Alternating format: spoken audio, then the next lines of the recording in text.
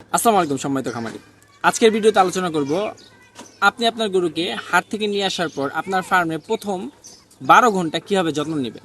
যখন গরুকে গাড়ি থেকে নামাবেন, নামানোর পর ছায়াযুক্ত স্থানে তাকে রাখবেন। ওই সময় 1 বালতি পানি, 100 থেকে 150 গ্রাম নালিগুড় এবং একটি ভেট স্যালাইন, এটা সম্পূর্ণ মিক্সচার করে আপনার গরুকে খাবার হিসাবে দিন। তারপর আপনার গরুকে 3 থেকে 4 ঘন্টা কোনো ধরনের ডিস্টার্ব করা যাবে না। 4 ঘন্টা পর তাকে খড় এবং অল্প পরিমাণে ঘাস দিন। এর 7 থেকে 8 ঘন্টা পর তাকে দানাদার জাতীয় খাবার দিন, সেটা অল্প পরিমাণে।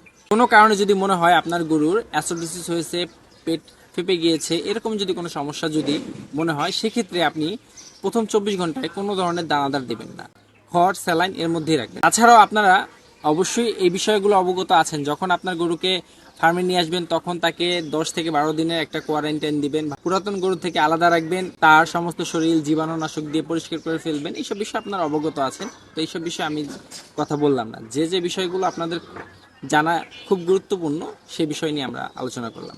আমার ভিডিওটি যদি আপনার ভালো লাগে তাহলে পেজটি ফলো দিয়ে রাখবেন, লাইক কমেন্ট শেয়ার করবেন। আসসালামু আলাইকুম।